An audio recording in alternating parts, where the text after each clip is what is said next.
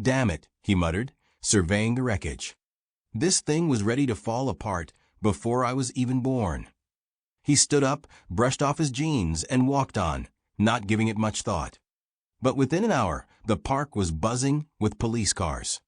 Someone local, spotting the broken bench, had called the patrol, and surveillance cameras had captured Clint sitting on it before the incident. By evening, the news of vandalism by a Hollywood legend had spread through local media. Headlines screamed, "Clint Eastwood destroys city property, and will the star be punished for vandalism?" A week later, Clint stood in a San Antonio courtroom. The room was packed, locals, journalists, even a few fans with signs reading "Clint is our hero." The judge, an elderly woman with a stern gaze, banged her gavel several times, demanding silence. Clint, dressed in a simple gray suit, sat at the defense table. He had no lawyer. He'd chosen to represent himself, which sent whispers rippling through the room. The prosecutor, a young man named Eric Collins, stood and began his speech. "Mr. Eastwood, you are accused of damaging municipal property, namely a bench in Riverwalk Park, valued at $1,200. Cameras clearly show you sitting on the bench, after which it broke. Do you plead guilty?" Clint raised his eyes, narrowing them like a Western hero before a duel. The room fell silent. "I admit I sat on that damn bench," he said in a low, gravelly voice. "But if you think I broke it on purpose, you'd better check your cameras again. And maybe check who's responsible for letting your benches rot for years." Chuckles rolled through the room. The judge banged her gavel. "Mr. Eastwood, watch your language," she said, though a hint of leniency crept into her tone. Prosecutor Collins didn't back down. He displayed photos of the broken bench, its board split in half, and read an engineer's report claiming the bench was in good condition before the incident. Clint listened, shaking his head slightly, then asked to speak. "Your Honor, let me clarify something," he began, standing. His posture was straight, his voice calm but firm. "I'm not a lawyer. I make movies, tell stories. But I know a thing or two about justice. And here's what I'll tell you. That bench was so old it could have collapsed from a gust of wind. You're accusing me, but why isn't anyone asking who's been neglecting those benches for years? Why does the park's budget go to anything but repairs?" Whispers filled the room. Elderly folks in the back nodded, recalling their own complaints about neglected parks and roads. Collins flushed, but responded quickly. "That doesn't absolve you of responsibility, Mr. Eastwood. The law is clear. You damage property, and the city demands compensation and punishment. 2 years probation." 2 years for a bench? Clint echoed, his eyebrows rising. "Son, I've seen people get less for stealing cars." The room erupted in laughter. The judge banged her gavel again, but this time her lips twitched in a faint smile. The next day, the hearings continued and the tension grew. The prosecutor called a witness, park caretaker Jorge Martinez, an elderly man with gray hair and calloused hands. Jorge looked uncomfortable in a borrowed suit. He testified that he regularly checked the benches and saw no issues with this particular one. Clint, taking the floor, approached Jorge with respect, but his questions were sharp as a blade. "Jorge, how much do they pay you to maintain the park?" he asked. About $15 an hour," Jorge replied, nervously rubbing his hands. "And how many benches do you check each day?" "About 100, plus trees, paths, trash cans." 100 benches at $15 an hour, Clint repeated, turning to the jury. "Tell me, how can a man thoroughly check 100 benches when he's paid pennies and forced to run around the whole park?" "The problem isn't Jorge. The problem is a system that sets him up to fail." Jorge looked down, and the room fell silent. The elderly jurors, many of whom had worked low-paying jobs themselves, grew thoughtful. Clint didn't blame Jorge. He showed how the system failed both workers and citizens. Collins tried to regain control, but Clint had already captured the room's attention. He called his own witness, local activist Mary Ellen, a 70-year-old who'd fought for park repairs for years. Mary, with her gray bun and fiery eyes, brought documents, budget reports for the park over the past 5 years. We asked for bench replacements back in 2019, she said, holding up the papers. But the city spent money on new signs and holiday decorations. Benches? They said they weren't a priority. The jurors exchanged glances. Clint stood aside, letting Mary's words do the work. He didn't shout or accuse. He gave people facts and space to draw conclusions. By the end of the day, the hearings were paused, but the story was gaining momentum. Local papers wrote about Clint's brilliant self-defense, and social media buzzed with memes of his quotes. For San Antonio's older generation, this case became more than a bench. It was a fight against bureaucracy, against a system that ignored ordinary people, from park caretakers to retirees who just wanted a sturdy bench to sit on. Clint returned to his hotel, where the lobby smelled of coffee and flowers. He sat in an armchair, rubbing his temples. His assistant, a young man named Trevor, approached with a phone. "Mr. Eastwood, CNN's calling. They want an interview." Clint shook his head. "No interviews. This isn't about me. It's about getting people to think. We're continuing the hearing in the case of Mr. Clint Eastwood, accused of damaging municipal property," she announced. "Mr. Collins, your move." Collins stood, clutching a folder of documents. His voice was confident, but a note of irritation seeped through. "Your Honor, jury, we're not here to discuss the state of parks or the city budget. We're here to establish facts. Fact 1. Mr. Eastwood sat on the bench, and it broke. Fact 2. Cameras recorded him at the scene. Fact 3. The bench cost the city $1,200, and now taxpayers must cover the expense. Mr. Eastwood is trying to distract you with stories about neglected parks, but that doesn't negate his responsibility." He approached the jury, where several elderly members listened intently. Their faces were impassive, but some nodded, seemingly agreeing with the prosecutor's logic. "We call a new witness," Collins continued. "Mr. Richard Bailey, the engineer who assessed the bench's condition before the incident." Richard Bailey, a middle-aged man in a wrinkled shirt, took the stand.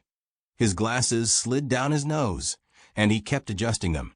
Collins asked, "Mr. Bailey, you inspected the bench before the incident. What was its condition?" "I examined it a month prior," Bailey replied, flipping through notes. "The wood was solid, no visible cracks or rot. It could hold up to 300 pounds. Could the bench have broken on its own?" Collins pressed. "No," Bailey said firmly. "It would require significant pressure or intentional damage." Collins nodded, satisfied, and returned to his seat. Whispers filled the room.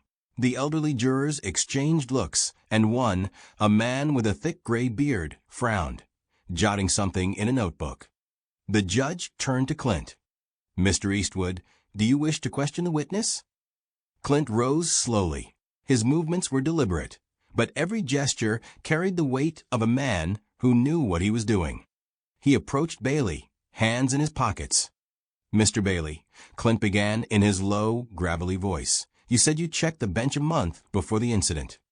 How long does such an inspection take?" Bailey hesitated. "Well, about 5 minutes per bench, maybe less." "5 minutes," Clint repeated, turning to the jury. "And how many benches do you check in a day?" "About 30, Bailey replied, shrugging. 30 benches at 5 minutes each." Clint paused, letting the numbers sink in. "So you spend 2.5 hours checking, running around the park. Tell me, did you dismantle the bench? Check the bolts, the boards underneath, where rot might hide?" Bailey flushed. "No, that's not part of my duties. I checked the surface." "The surface," Clint nodded, as if confirming something to himself. "So you don't know what was inside. You don't know if the boards were held together by a prayer. Yet you stand here telling the jury the bench was solid." The room erupted in whispers. Bailey looked down, and Collins leapt up. "Objection, Your Honor. Mr. Eastwood is asking speculative questions." "Objection overruled," Judge Grace replied. "Continue, Mr. Eastwood." Clint turned to the jury, his gaze direct but not aggressive. I'm not saying Mr. Bailey's a bad worker. I'm saying the system doesn't give him a chance to do his job properly. And instead of fixing that, the city's blaming a 95-year-old man for sitting on a bench that fell apart from age. Chuckles rolled through the room, warm this time, as if people felt Clint was speaking not just for himself, but for everyone who'd faced injustice. Collins, sensing he was losing ground, went all in. He called another witness, Lisa Torres, a young municipal worker responsible for park budgets. Lisa, with her hair in a ponytail and a nervous smile, looked like she'd rather be anywhere else. Miss Torres, Collins began, is it true that the park budget has been cut in recent years due to the city's economic issues? Yes, Lisa replied softly. We lost 15% of funding due to the pandemic and a drop in tourism. So you're doing the best you can with limited resources, right? Collins nudged. We're trying, Lisa nodded, avoiding Clint's gaze. Collins turned to the jury. There you have it, ladies and gentlemen. The city's doing all it can. We can't replace every bench every year. And we can't let people, even celebrities, destroy property without consequences. Clint requested to speak. He approached Lisa, his voice soft, almost fatherly. Ms. Torres, I don't doubt you're trying. Tell me, how much did those new signs on the Riverwalk cost? The ones put up last year. Lisa fumbled through her papers. About $50,000. 50,000, Clint repeated, turning to the jury. And how much does one bench cost? About $1,200, Lisa answered quietly. So for the price of one sign, you could have replaced 40 benches. Clint paused, letting the numbers resonate. Tell me, Miss Torres, who decides where that money goes? The City Council, she replied, eyes down. The City Council, Clint echoed, his voice hardening. The same people who now want to convict me for sitting on their rotten bench. The room exploded in applause. Judge Grace banged her gavel, but her eyes gleamed. She was clearly fighting a smile. By the day's end, Collins looked rattled. He tried to steer the conversation back to facts, but Clint kept redirecting it to the bigger picture. Neglected parks, underpaid workers, a bureaucracy that ignored people's needs. The elderly jurors, who'd grown up in an era when Clint was a symbol of justice on screen, looked at him with respect. They saw not just an actor, but a man challenging a system that had ignored them for years. As the hearings paused, Clint left the courtroom. A crowd awaited him on the steps, locals, activists, even a few veterans in faded caps. They chanted, "Clint, Clint." He raised a hand, gesturing for silence. This isn't about me, he said, his voice booming over the crowd. It's about all of us. If we don't speak up, they'll keep putting up signs instead of benches. The crowd erupted in applause. Mary Ellen, the activist who testified earlier, approached him with a stack of papers. Mr. Eastwood, we've got a petition. Over 1,000 signatures for park repairs. Are you with us? Clint gave a rare, warm smile. I'll think about it, Mary. But keep those papers ready. He returned to his hotel, where the lobby smelled of coffee and flowers. He sat in an armchair, rubbing his temples. Trevor, his assistant, approached with a phone. Mr. Eastwood, the New York Times is calling. They say this could be a national story. Clint shook his head. Latching Weichi. We're not done yet. He knew the final day of hearings lay ahead. Collins was preparing a last blow, and the judge would render a verdict. But Clint felt this case had grown beyond a bench. It was a chance to change something bigger, and he wasn't about to let it slip away. The final day of hearings in the case of Mr. Clinton Eastwood, she announced. Mr. Collins, your closing arguments. Collins stood, his voice trembling with restrained anger, but he tried to maintain confidence. Your Honor, esteemed jury, we are gathered here because of a simple fact. Mr. Eastwood broke a bench that belongs to the city. This isn't about parks, budgets, or the system. It's about responsibility. If we allow people, even celebrities, to escape punishment for damaging property, we open the door to chaos. The city demands justice, 2 years probation and $1,200 in compensation. Don't be swayed by Mr. Eastwood's eloquence. The law is the law. He sat down, casting a challenging glance at Clint. Whispers filled the room, but the jurors remained impassive. The elderly among them, a man with a gray beard, a woman in a bright scarf, scribbled notes, their faces tense. The judge turned to Clint. "Mr. Eastwood, your closing arguments." Clint rose slowly. His movements were deliberate, but each step carried strength. He approached the jury, his gravelly voice cutting through the silence. "I'm not a lawyer," he began, his eyes scanning each juror. "I tell stories. And this story isn't about a bench. It's about us. About how we let the system ignore people. Jorge, checking 100 benches for pennies. Lisa, wrestling with a budget that's never enough. You, sitting in parks on rotten boards because someone in City Hall decided signs matter more. I sat on that bench, and it broke. But why was it in that condition? Why are we blaming each other instead of asking who's been neglecting their job for years?" He paused, his voice growing quieter but deeper. "I'm 95. I've seen wars, made movies, raised kids. I'm not afraid of your verdict. But I'm afraid we'll keep turning a blind eye to injustice. You can convict me, but then convict the system that put us all in this room." The room erupted in applause. Judge Grace banged her gavel, but her hand shook. Collins jumped up, his face red. "Objection. This is manipulation," he shouted. "Overruled," the judge snapped. "Sit down, Mr. Collins." Clint returned to his seat as the jurors exchanged glances. The tension in the room was so thick it could be cut with a knife. The judge called a recess, and the jury retired to deliberate. The hour dragged on like an eternity. People in the room whispered, argued, some prayed.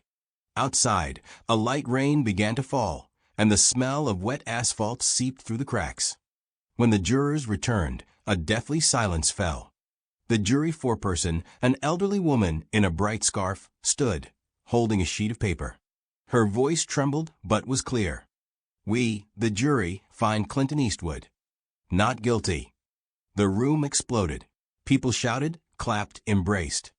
Mary Ellen, the activist, raised her sign reading "Justice for Parks." Collins covered his face with his hands, his shoulders slumping. Judge Grace banged her gavel, but her eyes glistened. "Order," she commanded, though her voice was soft. "Mr. Eastwood, you are free. The case is closed." Clint nodded, his face calm, but faint wrinkles appeared at the corners of his eyes, a subtle smile. He stood, adjusting his jacket, and headed for the exit.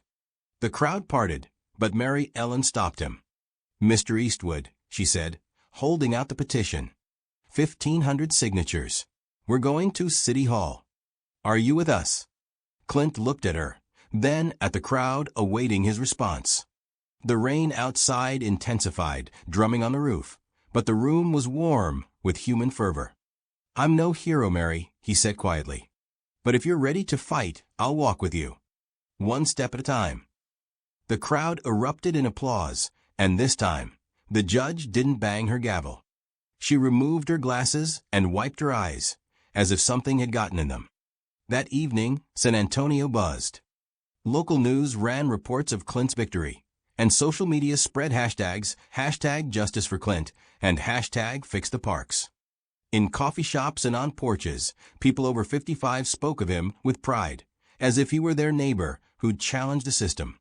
For them, this wasn't just a story about a bench. It was about how, even at 95, you could stand up and say, "Enough." Clint sat in his hotel, in an armchair by the window. Rain pattered on the glass, and the room smelled of coffee and old books. Trevor, his assistant, entered with a phone. "Mr. Eastwood, the Washington Post is calling. They say this could change city policies nationwide." Clint shook his head, watching the raindrops. "Let the people talk, Trevor. I just sat on a bench." He leaned back, his eyes gazing somewhere far off. The trial was over, but the story wasn't. Mary Ellen and her activists were preparing a march to City Hall. Jorge, the park caretaker, had applied for a raise. Lisa Torres began compiling budget data to prove the parks could be saved. Small steps, but each was a beginning. Outside, the rain eased, and faint light broke through the clouds. Clint closed his eyes, a faint smile on his lips. Maybe this wasn't the end of the story, but it was certainly a new chapter.